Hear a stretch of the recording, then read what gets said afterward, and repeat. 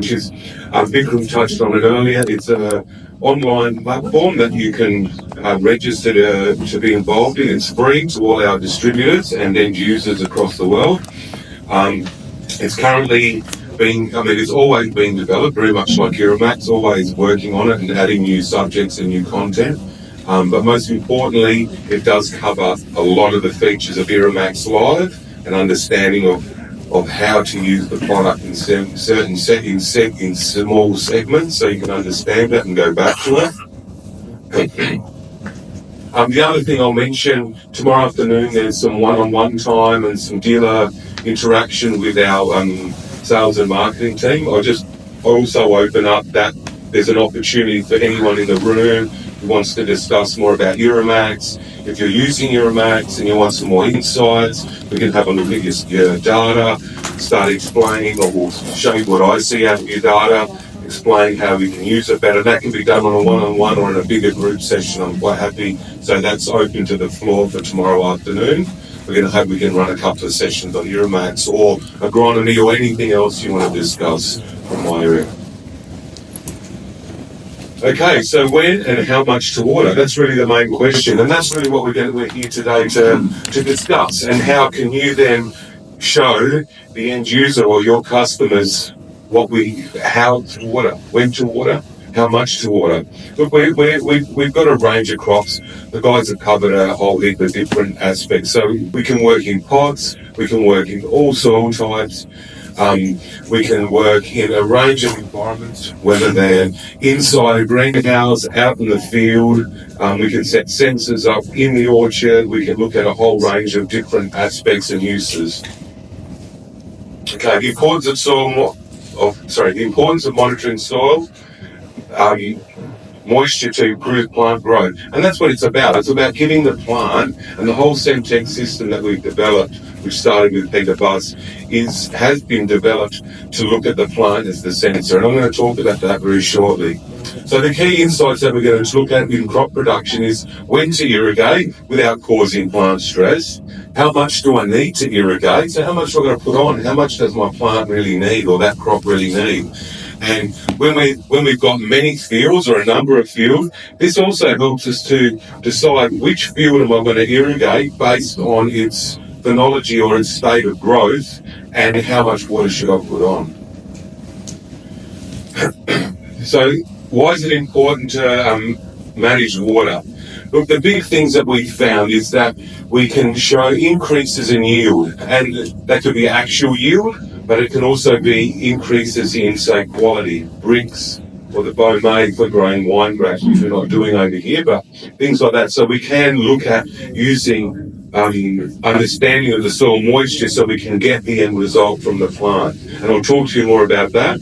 So we also have the ability, because we're monitoring and understanding the stages of our crop and where it's at, to increase your continuity of supply, so you're able to have good quality product for a longer period, which also helps you secure long-term projects or long-term contracts. The biggest things are water saving. Now, okay, we're in Asia and it rains. I know, I've been here before and I've experienced the rain.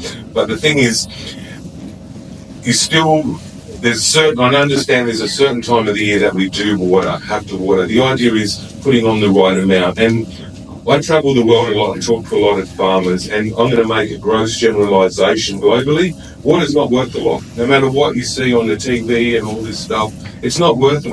Right now, people are paying 0 to maybe 200 USD maximum, unless there's a drought or some stress situation in an irrigation zone. The water is cheap. Where the cost today is with the power. Everyone's pumping, the water's pumped. So where your biggest savings is not only saving water, but the power cost associated. And this is where you can really tap in on those savings. And then back to the grower, because that's more money back in the grower's pocket, so he's got more, becomes more profitable, able to invest into more technology to become even better.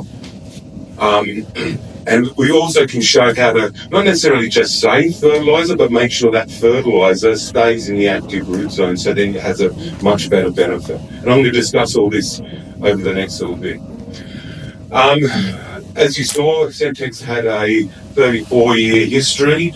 we started in research and development. Our products were designed to look at research technologies or research understanding of plant-soil interaction, and that's where we started. And we started getting some published papers, and there's, I think, in excess of 30 papers published from independent universities on our Sentek products, and showing what it's done and how, and basically confirming a lot of the claims that we already make.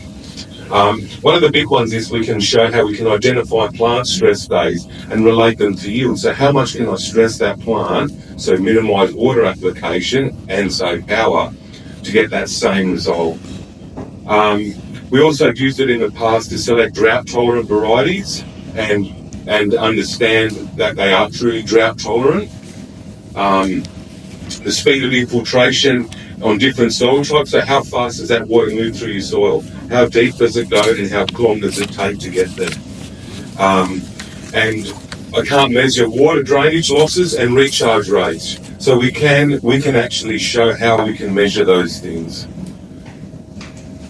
Okay, we're just going to touch on a little bit of soil science here. I'm not going to get too technical, but some of the more plant-orientated people or agronomist type people in the room will have seen this, but for those that aren't, and I know there's a lot here, this is the soil, what we call the soil pyramid. It's made up of different types of soil substrate, which are all a combination of clay, silt, and sand. This diagram comes from the USDA from America, and there is some variation between the different countries and how they classify soil type.